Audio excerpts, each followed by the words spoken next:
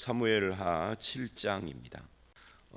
이 사무엘하 7장 말씀은 전반부 후반부로 나눠져요. 오늘 말씀 17절까지 그리고 내일 말씀 18절 이후.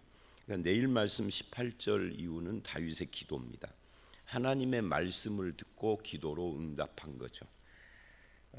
우리는 항상 내가 기도하고 하나님이 응답한다라는 그런 체계 속에서 모든 걸 생각을 하는데, 여기서는 하나님이 말씀하시고 다윗이 응답한 거죠.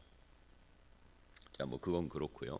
그래서 오늘 말씀 1절로 17절은 다윗의 성전 건축 계획 그리고 그것에 대한 하나님의 계획, 이 두 가지가 나오는 그런 말씀이죠. 그래서 7장 전체는 다윗의 성전 건축 소원과 이걸 통하여서 세우시는 하나님의 다윗 언약이라고 말할 수 있고, 이것이 성경에 기록된 다윗의 생애의 클라이막스예요. 이 성경에 다윗이 굉장히 길게 나오죠. 사무엘상 그리고 사무엘하.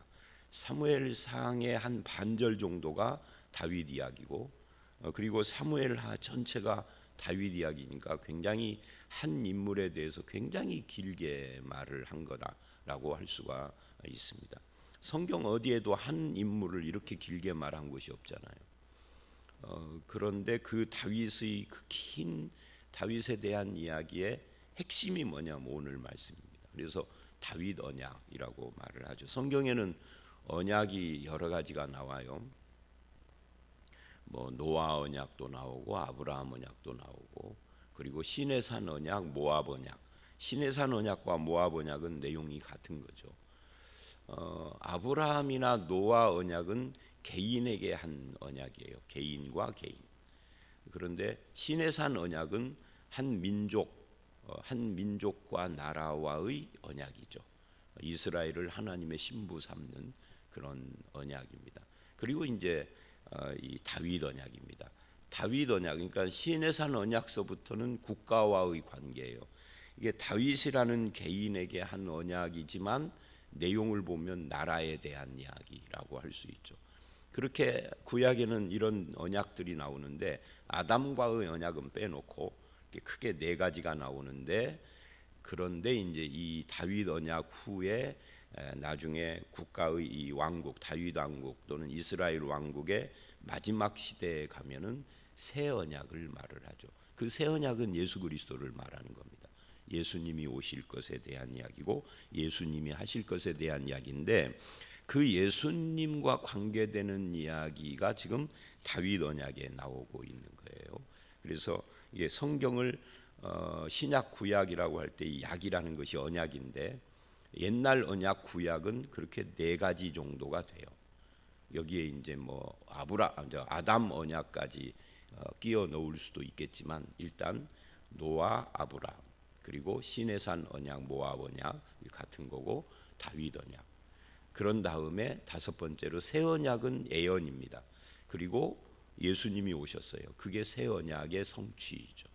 신약은 새 언약의 성취이지 또 다른 언약이 아니에요. 새 언약을 주시겠다고 하신 그것이 성취된 겁니다. 그러니까 이런 거잖아요. 다윗에게 언약을 주었는데 그 다윗 언약은 예수 그리스도를 가리키는 겁니다. 아브라함에게 언약 준 것도 예수님을 가리킨 겁니다. 시내산 언약은 이스라엘 국가와 민족에 대한 거지만 모세는 나 같은 선지자가 올 것이라고 말을 했습니다. 그러니까 모든 것이 예수님을 바라보는 거죠.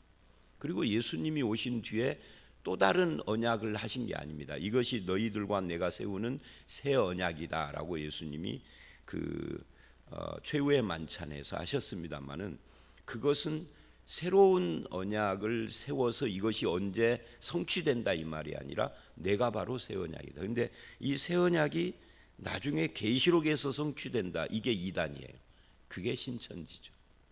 이 계시록의 실상을 알아야 된다. 그래서 계시록에서 예수님의 언약이 성취가 되는데, 그것을 아는 사람이 누구냐면 이만인 거죠. 언약의 사자다라고 불러요 스스로. 그 이단이에요. 자, 뭐 그건 그렇고 다시 본문을 와 보면, 그래서 1절을 보면 1절은 하나님께서 다윗의 삶에 평안을 주셨다 하는 거예요. 여기서 우리가 짚고 넘어가야 될 것은, 저와 여러분이 지금 누리는 평안이 있다면 그것은 어디서 오는 건가? 하나님으로부터 오는 거죠. 내가 쟁취한 것이 아니라 하나님이 주신 선물이라 하는 거예요. 실은 다윗이 이 평안에 오기까지 수많은 난관과 고난과 그런 것들을 다 헤쳐나왔죠. 그러나 하나님이 함께 하시고 하나님이 주시지 않으면 안 되는, 그래서 내가 하나님께서 평안히 살게 하신 때 하나님이 주셨다. 그 다음에 2절을 보면 다윗은 그 하나님이 주신 평안을 누리면서 하나님의 궤가 이제 예루살렘에 들어온 것이 어제 말씀 6장이잖아요. 그리고 하나님의 궤가 들어오고 자기는 백향목으로 지은 집에서 살게 되어졌고, 그런데 가만히 보니까 하나님의 궤는 아직도 텐트 속에 있어요. 성막, 이 막이라는 게 텐트거든요. 그러니까 초라해 보이고 자기는 백향목으로 지은 고급진 집에서 살고 있고, 이 백향목이라는 것이 수입 목재거든요. 그러니까 수입 목재로 지은 집이니까 요즘 같으면 얼마나 비싸겠어요. 단독주택 3억 4억 하는데 이 집은 수입 목재로 다 지어서 뭐 200억을 하는 거예요. 지난번에 언젠가 몇 달 전에 누구 집 이야기를 뉴스에 하는데 보니까 그 집 한 채가 300억짜리도 있고 그런다면서요. 그러니까 그런 집에서 나는 사는데 하나님은 성막 속에서 사니 참 안타깝다, 또는 죄송하다, 내가 하나님 앞에 그런 생각을 한 겁니다. 그리고 성전 건축 의도를 나타냈습니다. 하나님의 궤는 휘장 가운데 있도다, 이 말이 바로 그런 이야기죠. 성막 텐트 속에 있다, 그런 말인데, 그러니까 나단이 3절 그거를 좋게 여겼어요. 마음에 있는 모든 것을 행하소서라고 합니다.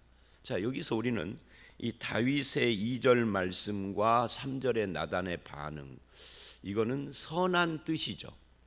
사람이 선한 생각을 가지고 선한 계획을 하며 그렇게 하는 거, 그거 다 선한 것이지만 아무리 선한 것이라 할지라도 하나님의 뜻과는 안 맞는 경우가 있어요. 그러니까 선한 것은 다 하나님의 뜻과 일치한다라고 생각하면 안 돼요. 선하고 좋은 건데 하나님이 원치 않는 것도 있다는 것을 이 다윗의 사건에서 보여줘요. 그게 4절에 그날 밤에 하나님의 말씀이 나단에게 임하여 하신 내용입니다. 나단, 너는 다윗이 선한 말을 했지만 그게 내 뜻이라고 생각하느냐, 내가 원하고 요구한 것이냐 하고 말하는 거죠. 그래서 5절을 보면 가서 말하라 그래요. 종에게, 다윗, 내 종 다윗에게 말하라.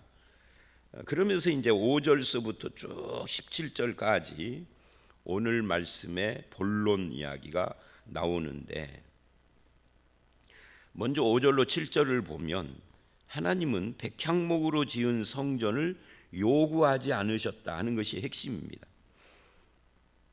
하나님의 집을 인간이 지을 수 없다, 이것이 또한 핵심입니다.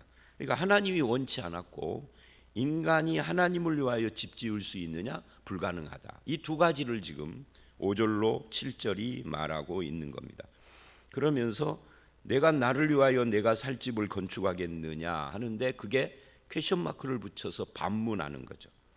내가 오늘까지 집에 살지 아니하고 장막과 성막 안에 다녔나니 내가 말하기를 너희가 어찌하여 나를 위하여 백향목집을 건축하지 아니하였느냐라고 말하였느냐, 이것도 반문이죠. 퀘션 마크를 해야죠. 반문한다라는 것은 부정이잖아요. 아니다라는 거죠. 그러니까 하나님은 요구하지 않았습니다, 집 건축을. 그리고 하나님에게는 집이 필요 없습니다. 그러면 하나님에게는 텐트가 필요할까요? 그렇지도 않아요. 성막을 하나님이 주셨지만 하나님이 성막 또는 텐트가 필요해서 요구하신 것은 아니에요. 그러면 성막은 왜 있는 겁니까? 우리가 출애굽기에서 본 것처럼 성막은 하나님이 너희들 가운데 계신다라는 것을 보여주는 상징이에요. 하나님은 눈에 안 보이신 영이시니까 육체가 없는 영이잖아요. 그래서 출애굽기의 십계명을 보면 나를 위하여 형상을 만들지 말아라 그래요. 모든 하나님이라고 말하는 형상은 다 가짜인 거죠. 그러니까 여러분 가정에 예수님 그림 혹시 있는 분들이 있잖아요. 근데 그거 가짜입니다. 예수님의 모습 누가 본 사람 있나요? 예수님이 사시던 시대에는 카메라도 없었어요. 예수님을 어떤 화가가 예수님을 직접 보고 그렸다는 말도 없어요. 그리고 결정적인 것은 여러분 집에 있는 예수님 얼굴이 서양인 얼굴이에요. 예수님은 서양인이 아니라 이스라엘 사람. 이스라엘 사람은 서양 얼굴이 아니에요. 지금 이스라엘 저는 안 가봤습니다만은 가면 보는 그 까무잡잡한 사람도 있고 서양인 얼굴도 있고 이 사람들은 2000년 동안 이스라엘 사람들이 세상을 떠돌면서 방황을 하며 유대인으로 살면서 서양인들이나 흑인들 오고 짬뽕된 거예요. 원래 유대인은 그런 얼굴이 아니에요. 그러니까 예수님 사진도 가짜고요. 그림일 뿐이고요. 더군다나 하나님은 예수님은 성육신 했으니까 우리가 얼굴을 모르기는 하나 있었겠죠. 누가 그려놓지 않고 사진 찍지 않아서 그렇지. 그런데 성육신을 하시지 않은 성부 하나님은 영이시기 때문에 형상이 없어요. 근데 형상이 없는 것만이 아니라 영이시기 때문에, 즉 육체가 아니시기 때문에 집을 필요로 오지 않아요. 비가 온다고 눈이 온다고 그건 맞는 것도 아니에요. 추위나 더위를 못 견뎌서 에어컨이나 난방시설이 필요한 것도 아니에요. 하나님은. 그러니까 집이 필요 없는 거예요. 성막도 필요 없는 거예요. 근데 왜 성막을 주셨느냐면 안 보이니까, 영이라 안 보이니까 성막이 너희 가운데 있으므로 하나님이 너와 함께 한다를 보여준 거죠. 그러니 굳이 집으로 지을 필요도 없는 거예요. 성막이면 충분해. 근데 인간인 다윗은 하나님 앞에 자꾸 죄송스럽게 생각을 하는 거죠. 그래서 이 부분, 하나님에게는 인간처럼 집이 필요 없다. 그래서 백향목으로 지은 집을 요구하지 않았다. 이 부분하고 관계되는 것이 우리가 양육반에서 교회론을 때 배우는 것처럼 이사야 66장 1절로 3절, 그리고 그것을 인용한 스데반의 설교 사도행전 7장, 이 두 군데서 뭐라고 말을 하느냐면 똑같은 이야기를 하죠. 하늘은 하나님의 보좌고 땅은 하나님의 발판이니 사람이 하나님을 위하여 무슨 집을 지으랴. 그러니까 하늘, 우주는 하나님의 보좌, 보좌라는 말은 의자잖아요. 하나님의 얼마나 크시면은 우주를 깔고 앉으셔서 그만큼 크고 위대한 분이다, 그런 이야기죠. 그리고 지구가 이렇게 큰데 하나님의 발판이라는 거예요. 그러니 하나님이 들어갈 집을 지을 수가 없는 거죠, 인간은. 하나님의 집을 지으려면 우주보다 사이즈가 크게 지어야 돼.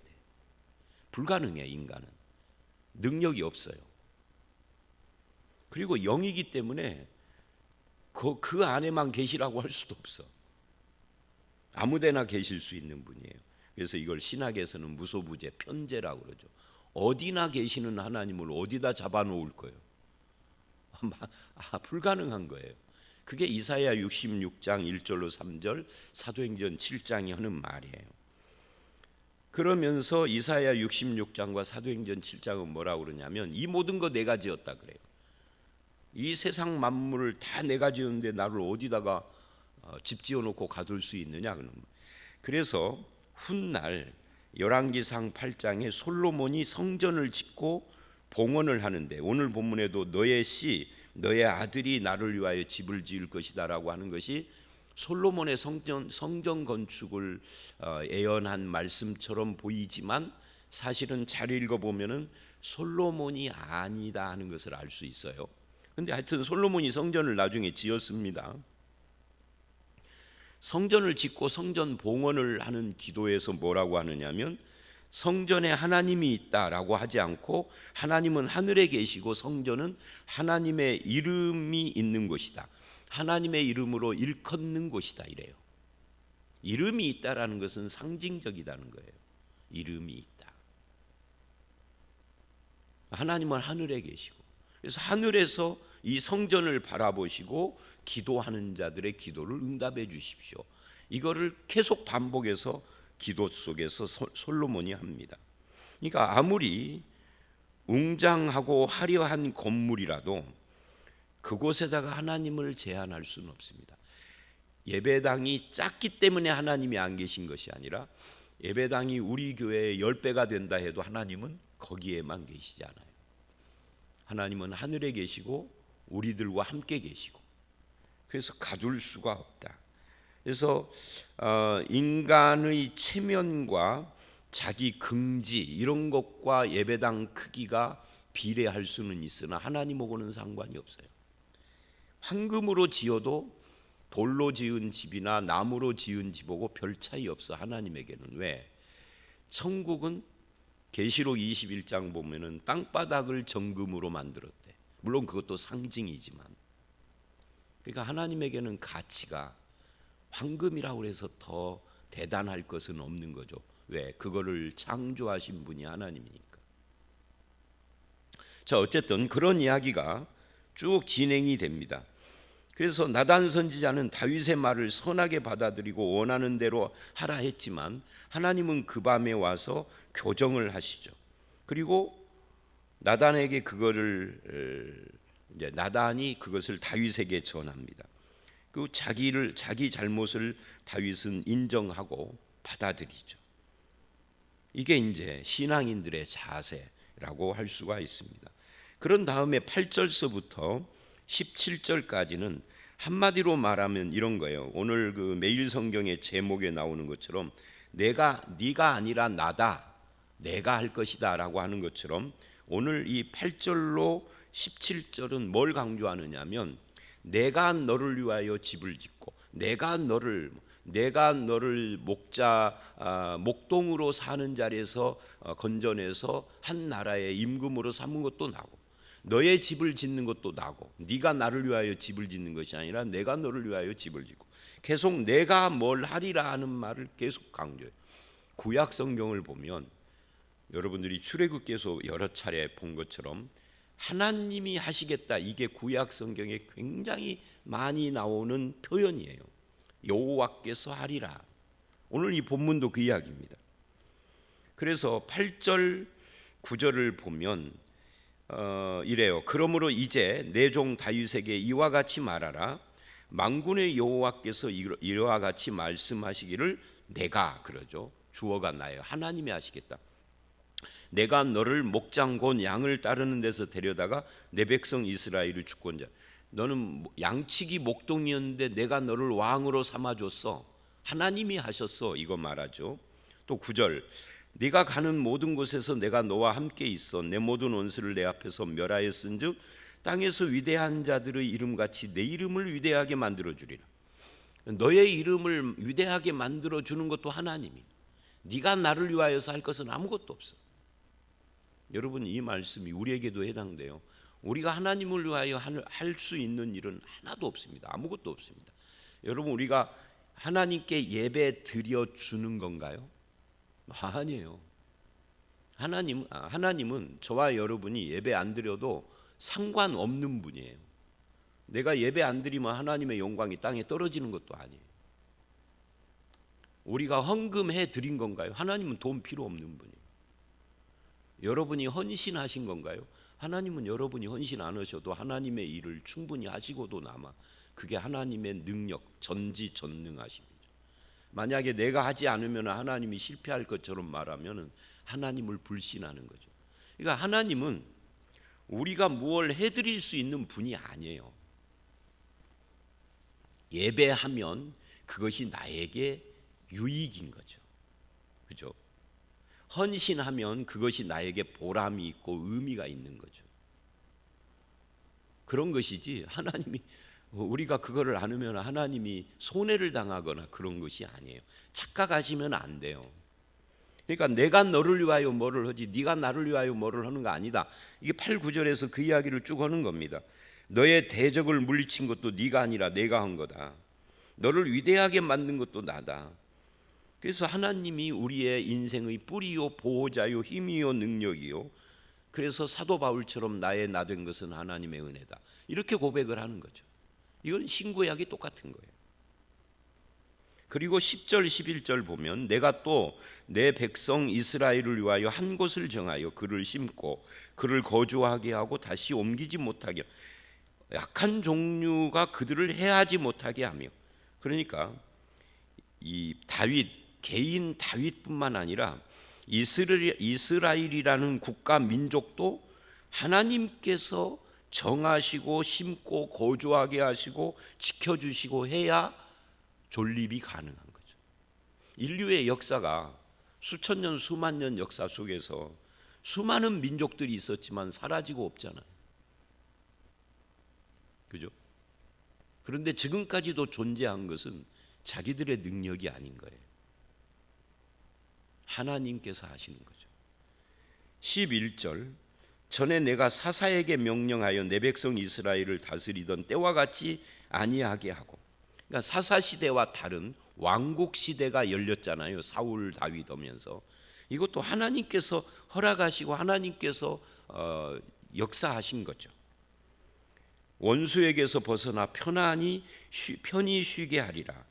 여호와가 또 내게 이르노니 여호와가 너를 위하여 집을 짓고, 이게 이제 오늘 말씀의 결정적인 부분이죠. 그러니까 네가 나를 위하여 집 짓겠다 했는데 너는 나를 위하여 집 지을 자격도 없고 집을 지을 능력도 없어. 다윗뿐만 아니라 인간 누구도 하나님을 위하여 집 지을 능력이나 자격이 없어요. 누가 지어요? 하나님이 우리를 위하여 집을 지어준다, 이렇게 말을 해요.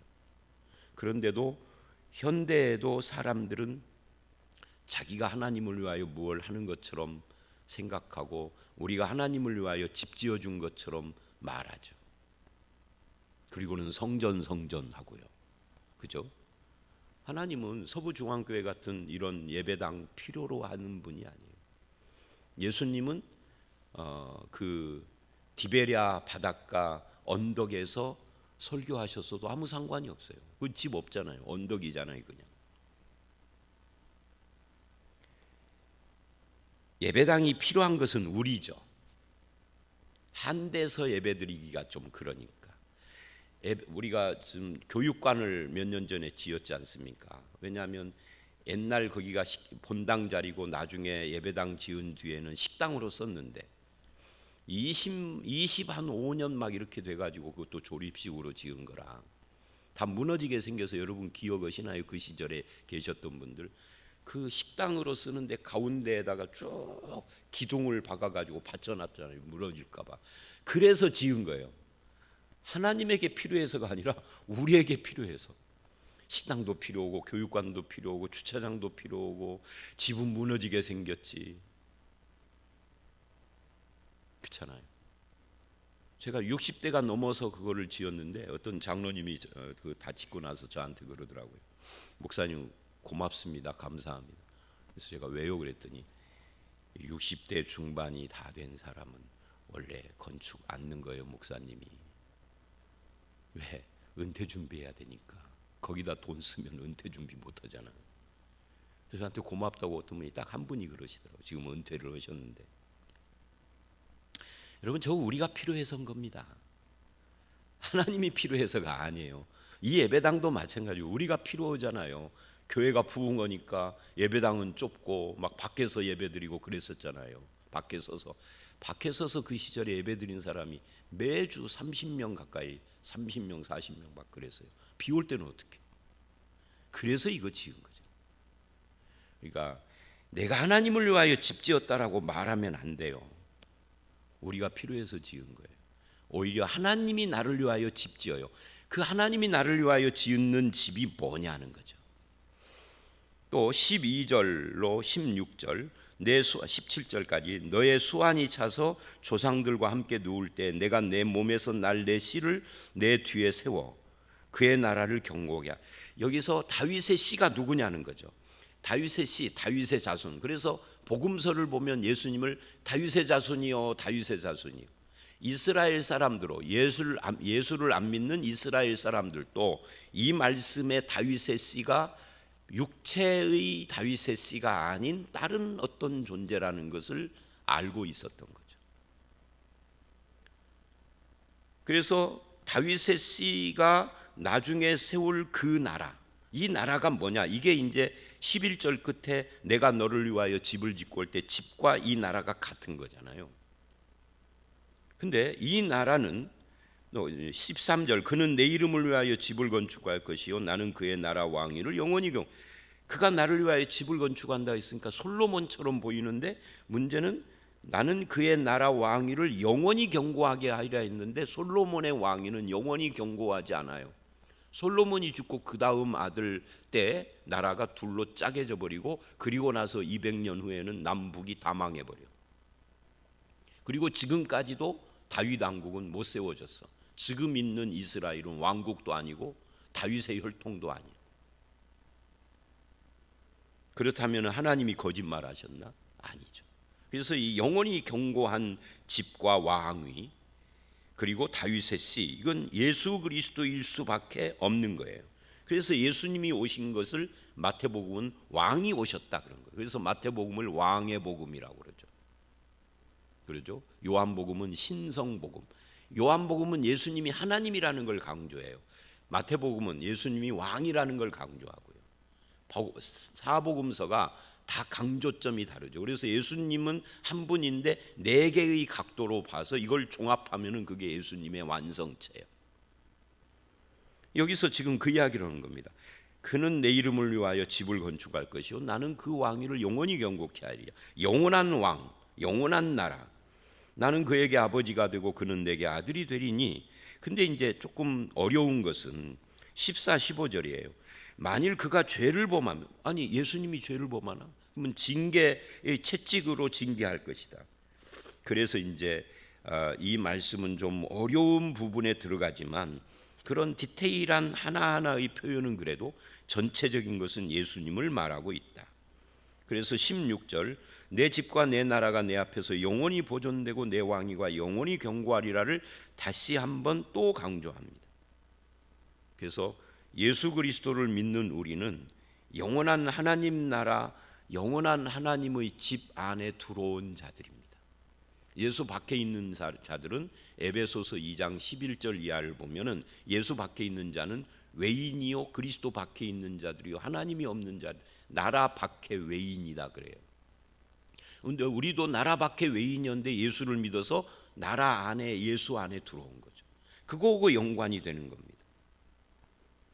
그래서 나중에 요한복음 2장 19절로 21절을 보면 예수님이 오셔서 성전을 헐어라 내가 3일 만에 지으리라 라고 할 때 사람들이 깜짝 놀랐죠. 46년 동안 지은 아직도 완성도 안 된 성전을 어떻게 3일 만에 짓느냐 몰랐어요. 제자들도. 부활하신 뒤에야 예수님의 몸을 가리킨 줄 알았다라고 요한복음 2장은 말을 합니다. 예수님이 십자가에 죽고 3일 만에 부활한 것은, 그것은 그리스도의 몸, 성전을 건축한 겁니다. 그럼 그리스도의 몸이 뭐냐? 고린도전서나 신약 서신에 보면은 바로 교회를 말하는 겁니다. 그리고 이 교회는 성도들이고요.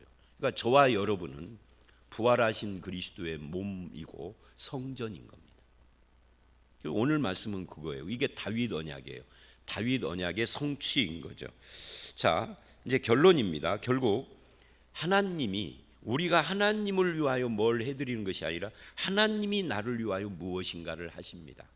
그 하나님이 나를 구원하시고 내 인생을 인도하시고 나를 여기 이 자리에 세우시고 내 인생을 위하여, 내가 하나님을 위하여 집을 짓는 것이 아니라 영원한 집, 영원한 나라를 우리에게 주시고, 그죠?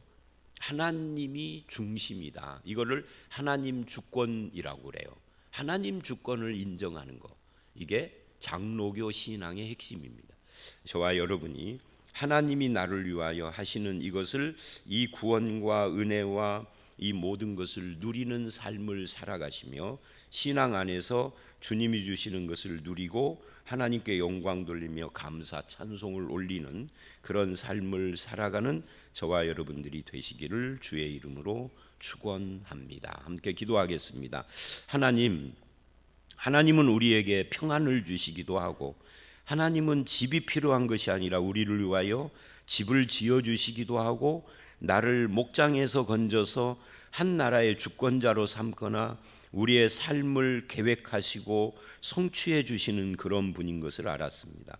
더군다나 영원한 나라, 영원한 구원을 우리에게 주시기 위하여서 예수 그리스도를 보내주시고 우리의 영혼을 구원하실 뿐만 아니라 내 삶을 간섭하시고 이끌어 가시는 선한 목자인 것도 알았습니다. 주님, 나를 보존하고 경고케 하며 지키시고 채워주시는 하나님과 오늘 또 그리고 우리의 남은 인생이 동행하며 그 은혜를 누리며 또한 나의 나된 것은 하나님의 은혜라고 고백할 줄 아는 주님의 백성으로 남은 날을 살아갈 수 있도록 역사해 주시옵소서. 우리의 이런 신앙 고백이 나와 내 대에 끝나지 않고 우리 자녀손들의 대에 계속해서 영원히 주님 모시는 그날까지 이어지며 고백되게 하시고 주님이 이끌어 주시는 이 복된 삶을 나와 우리 자손들도 다 같이 누리며 살 수 있는 은혜와 축복을 허락하여 주시옵소서. 예수님 이름으로 기도드렸사옵나이다. 아멘.